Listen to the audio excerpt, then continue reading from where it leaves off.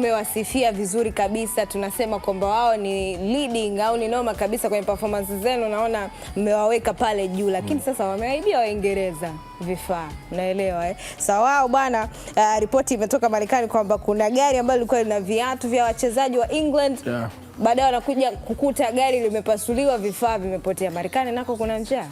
Hapana, sio ya design hiyo ambayo inatafsirika. Kwanza unapozungumza neno kombe la dunia, kombe la dunia ni michuano inayoshirikisha mataifa yaliyo qualify kwenda kucheza fainali zake kwenye mataifa yaliyochaguliwa, aidha kama ndio hivyo Marekani, Canada na Mexico. Kwa pale kila mtu anatamani aoneshe kile kitu chake, awatumie hiyo fursa kufanya mambo yake. Vibaka Marekani hawapo kwa sababu ya Uingereza. Yaani vibaka week in, week out, day in, day out. Na ndio moja kati ya mataifa ambayo hizi vifo vya mtaani kama mji kama New York ndio namba moja. Yaani matukio hayawezi kusimamishwa. Mbona wa Senegal walitoka zao Dakar, si ndio Senegal kina Fadiga wale, si ndio? Wakaenda zao Korea na Japani World Cup ya 2002. Na mbona Fadiga aliiba cheni kwenye maduka ya watu kwenye Jones. Mtu aache asili yake. Kama mimi, yani mimi unizuie kuongea kweli. Sasa hapa nafanya nini Azam?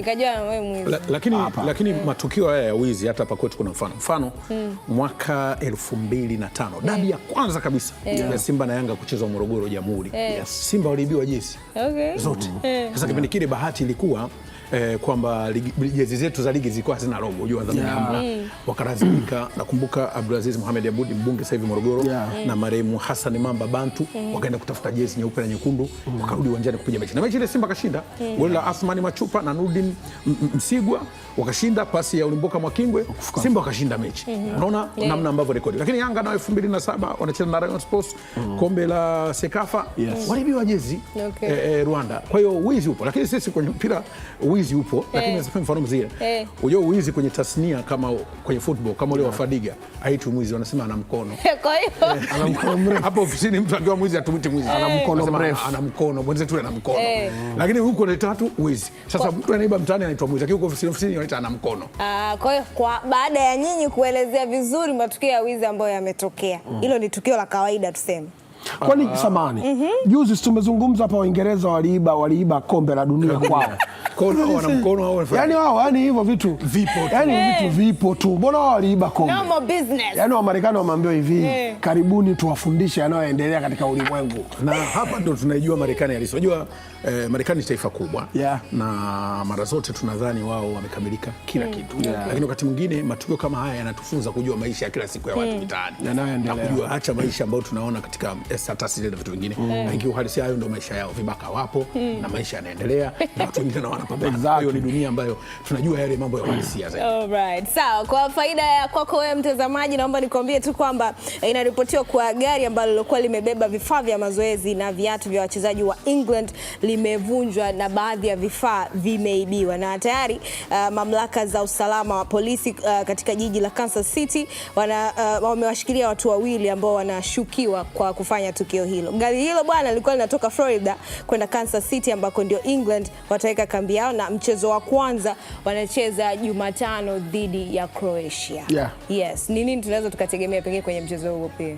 Croatia na Uingereza wana historia yao. Ni watu ambao wakikutana wanababuana kweli kweli. Nikisema kubabuana manake mchezo unakuwa na idadi kubwa ya magoli. Yaani piga ni kupiga, kwa sababu unapozungumza Croatia ni moja kati ya mataifa ambayo yapo kwenye ile Ulaya ya Mashariki yenye vipaji vingi sana. Hapa anatoka mtu kama Davo Suka miaka 98, Luka Modric, Boban mwenyewe wanavyuma kweli kweli, yani Robert Kovic na Niko Kovic, hao walikuwa pacha. Kwa ni taifa la mpira, lakini Waingereza ni watu ambao pia wanapokwenda kukutana na taifa lolote linalohusiana na vipaji halisi wanataka kuonesha nguvu walionayo wao kinchi. Kwa hiyo panakuwaga panachimbika kidogo. Yes. Unahisi sasa England wanaweza wakatumia hii kama excuse, bwana sisi tumeibiwa vifaa, kwa hiyo ndio maana ikitokea chochote kwenye mechi. So taifa hilo wamepata sote. Unajua wakati tunazungumza unataja Croatia tunasema ni watu wanaofurukuta. England wamekaa kwenye kiti. Unajua wana World Cup tayari. Croatia wana World Cup, utakumbuka ile wana nusu finali pale Ufaransa. Kwa hiyo yani watu wanaofurukuta wanapambana na mtu ambaye kakaa kwenye kiti tayari. Sasa kihistoria na ukubwa wa England, tukio la kuibiwa nadhani ni kama tulivyosema mwanzo, haliwezi likawa kikwazo sana kuelekea hii michezo, na hasa sasa hivi kipindi ambacho wanaenda kwenye kombe la dunia wana hisia kubwa mno. Misili ya mtu ambaye kapata mtoto mpya. Unajua mtu akipata mtoto mpya. Yani hisia hapo kwenye mtoto mpya. Yani anapiga simu. Unajua wakati wanasema wakati wa ujauzito watu wapeane taarifa sana. Akipatikana tu bwana tayari huko jamani. Mbona umeta habari ya ujauzito? Sasa ndio tunasema. Wewe anaelezea vizuri. Ila nikwambie kitu. Mara ya mwisho Uingereza walitolewa na Croatia. Mara ya mwisho kombe la dunia hapa sijui ni Euro waliwafunga. Croatia leo chaka sana watu wazima mno. Kina Perisic sio piga mche mmoja barasa na kwa hiyo ni kisasi fulani hivi. Na hii inaweza ikawa ni story ambayo watu wengi wanaiambatanisha na mambo ya Kiswahili. Yani wanaamini nchi za Ulaya Mashariki zina imani za Kiswahili zaidi. Lakini mimi naamini kwa mataifa kama Uingereza hata wangeiba wachezaji, wana sheheni kubwa sana.